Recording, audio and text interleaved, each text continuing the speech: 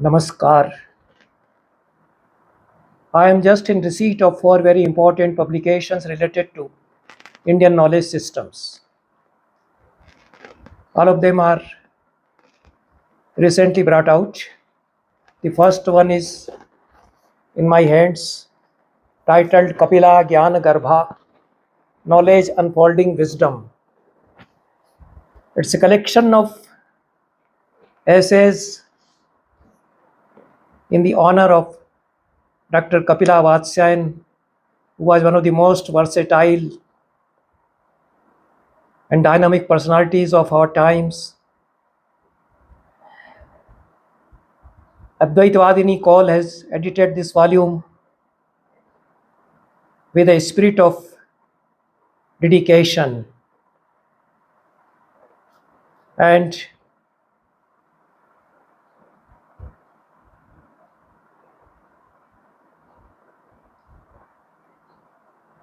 it reveals various aspects of the life and personality of Dr. Kapilājñānagarbhā, as well as her enormous contribution to arts, aesthetics, Indian history, archaeology, and Arthaśāstra. Kapilājñānagarbhā had a very brilliant career, and she had her education in the West. She acquired critical tools and analytical faculty by her pursuit of studies in various universities at USA and other places in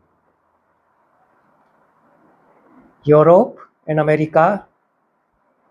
But she was deeply steeped in Indian knowledge traditions, and she learned under many gurus in India and abroad.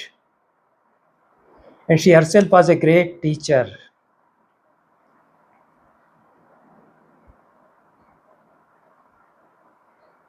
This volume is divided into two parts. Part 1 has two sections. Section A contains tributes by eminent persons, and Section B has 10 papers by eminent scholars. All of these papers highlight the vision and contributions of Kapilājñānagarbhā. Second part contains academic papers by scholars, experts in respective fields, who have remained in close association with Dr. Kapilājñānagarbhā, and she has been mentor of many eminent personalities of our times, and she has cast immense influence on the whole cultural scenario in India.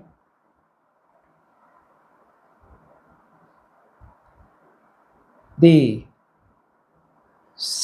are 7 sections in these two parts, and Section C deals with Veda, the source of knowledge on Shastra, theory and Prayoga praxis. These are the other sections. There is a section on Kashmir Shaivism, and another section is on Indian aesthetics, and finally the last section is on culture and civilization.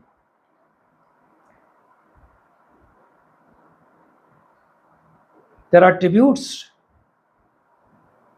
to Kapilājñānagarbhā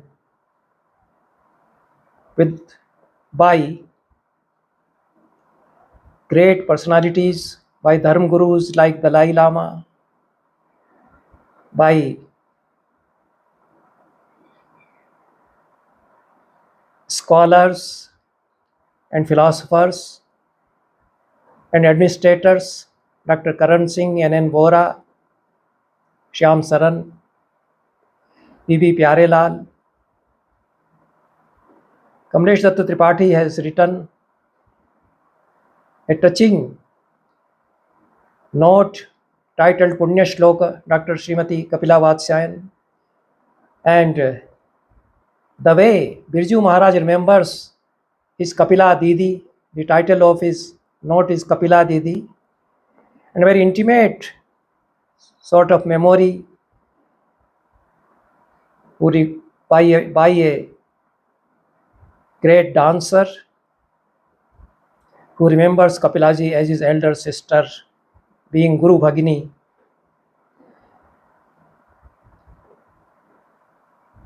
Dr. Bettina Sharda Baumar writes on Kapilavatsyan under the title A Fruitful Relationship. We are traveling on the same path. And scholars like R.N. Mishra, Maruti Nandan Prasad Tiwari, well-known scholars in the field of Indian art and history, Rajendra Ranjan Chaturvedi,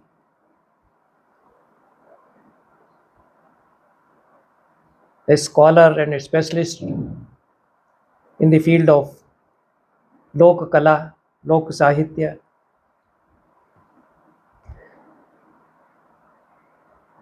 The family members of Kapilavatsyan have also written their reminiscences, and they have traveled down the memory lanes.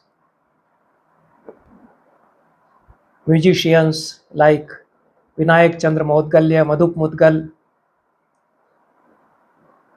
and students of Kapilavatsyan, they remember here their Guru. The second part of this book has articles on different aspects where Kapilavatsyan has worked and produced a creditable bulk corpus of literature. There is my article titled Kapilavatsyan on Arthaśāstra. Nagaswamy has written Dr. Kapilavatsyan reviving the cultural heritage in Tamil Nadu and other parts of India, an eyewitness account. Sudha Gopal Krishnan, who has also been working with Dr. Kapilavatsyan at IIC, and she remembers Kapilavatsyan in her travels in Kerala.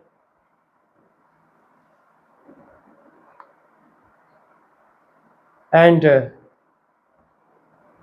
the sections on Veda, Kashmiri Shaivism, aesthetics are comprised of valuable papers by well-known scholars, and these papers in themselves are a befitting tribute to Dr. Kapilavatsyan, because Kapilavatsyan worked in these all these fields, and being a great philosopher, a visionary, and with her insight, she has enormously contributed in all these fields. So Kapilājñānagarbhā is really a valuable work presented by Dr. Advaitavadini Kaul. Dr. Advaitavadini Kaul has worked for almost 3 decades at IGNCA, that is Indira Gandhi National Center for Arts. She has been in close association with Dr. Kapilavatsyan, and earlier also she has edited various volumes under the Kalakosh project of IGNCA. She has worked under the guidance of Dr. Kapilavatsyan, and she has been especially trained as a scholar and as a researcher by Dr. Kapilavatsyan.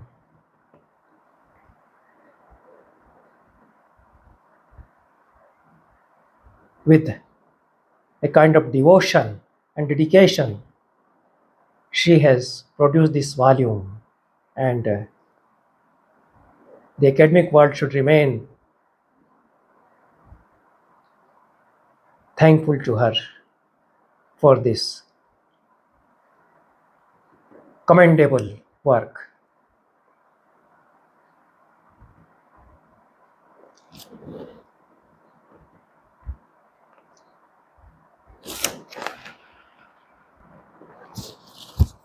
Another very important work which is in my hands is Ṛtāyanī. It is Professor Rita Cattopadhyaya Commemoration Volume, edited by Tapati, Mukherji, A.R. Mishra and Subhrajit Sen.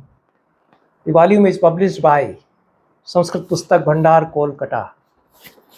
It's a big volume running through about 800 pages, and the essays are presented in memory of Professor Rita Cattopadhyaya, who was one of the distinguished scholars. He was professor at Jadavpur University, Kolkata.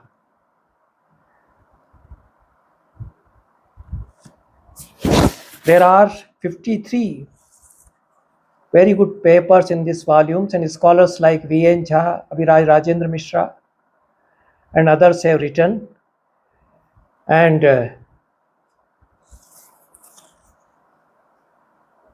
Tapati, Mukherji, Mishra and Subhrajit Sen have edited the whole volume with a spirit of devotion for the Guru, who was Dr. Rita Cattopadhyaya. The volume is divided into 3 sections as per 3 languages: English, Sanskrit and Hindi. Rita Cattopadhyaya worked in various fields. She is known for her researches on modern Sanskrit writings, but she was a versatile scholar, and she has produced many volumes of studies on Sanskrit literature, classical literature. She was interested in drama and Arthaśāstra also. She was widely admired as a scholar all around the country. Third work, titled Forest Governance in Kauṭilya's Arthaśāstra, is authored by K.Raman. K.Raman has been an IFS, an officer in Indian Forest Service, and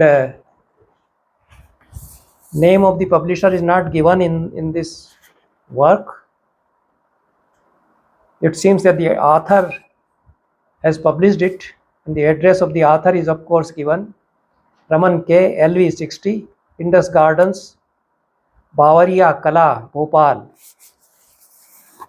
462039, India. And the work has been published this year, and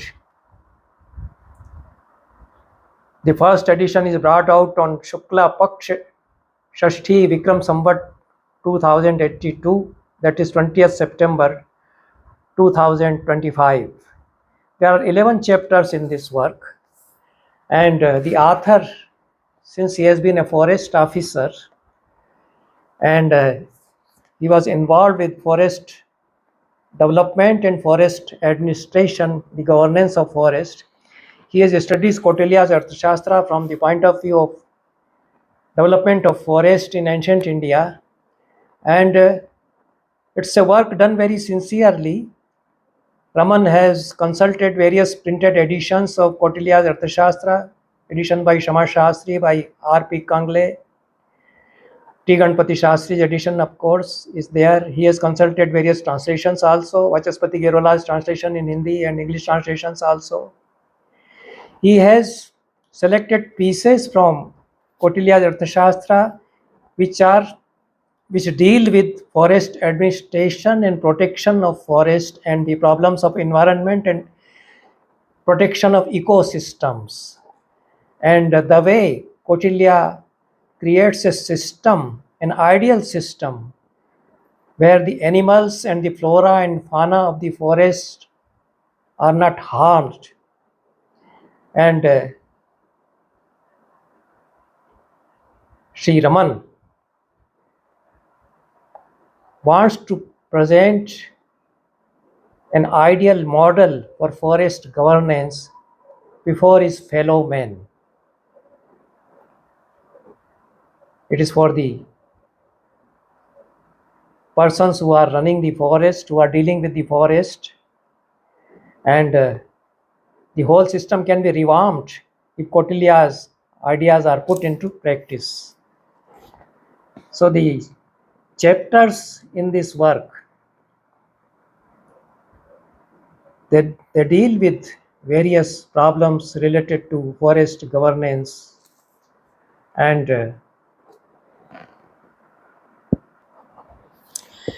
they deal with various issues related to land acquisition, the pasture land, and tapovanas, and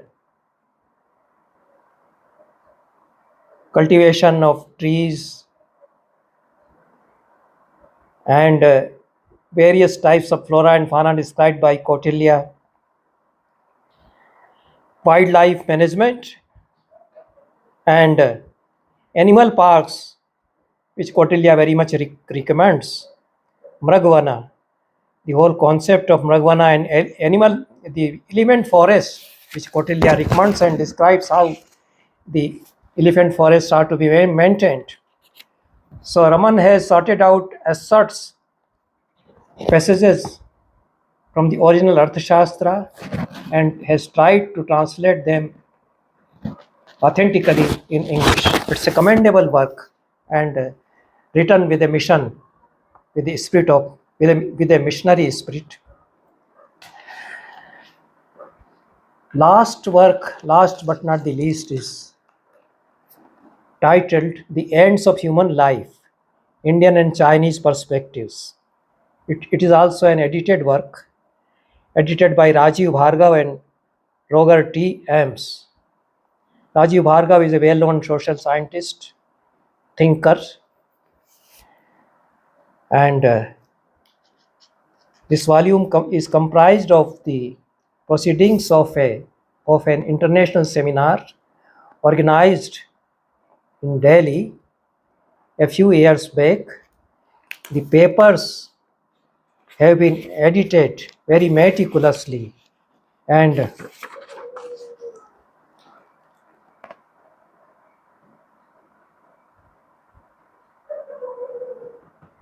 all the papers are by very eminent scholars discussing the ends of life. In our terminology, we can say purusharthas.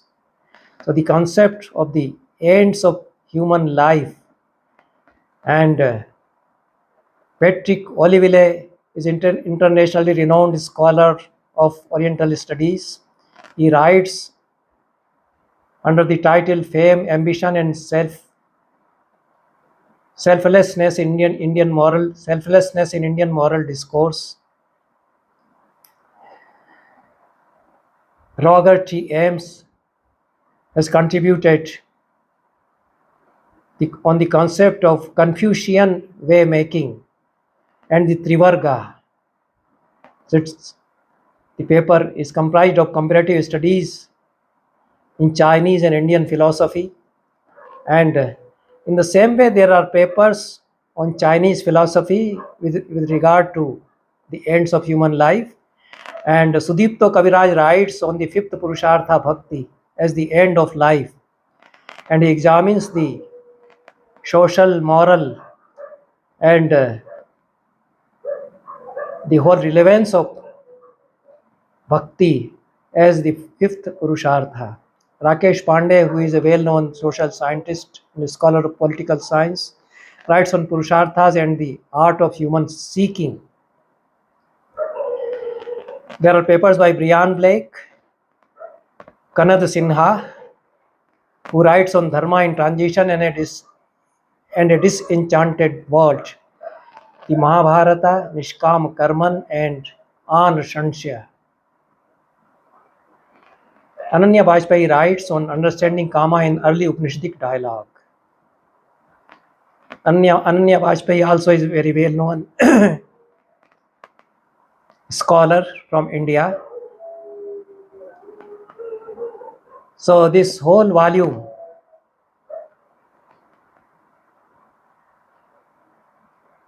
is an important contribution to the study of world philosophy in general and to the studies on human life in particular.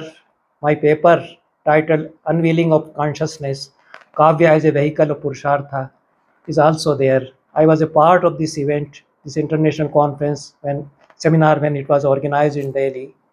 And thanks to Rajeev, Bhargav and Roger T. Ames, these papers have come out in this beautiful volume, which is published by Bloomsbury Publications, Indian chapter of Bloomsbury, and the volume has come out in 2026, this year. Thank you very much.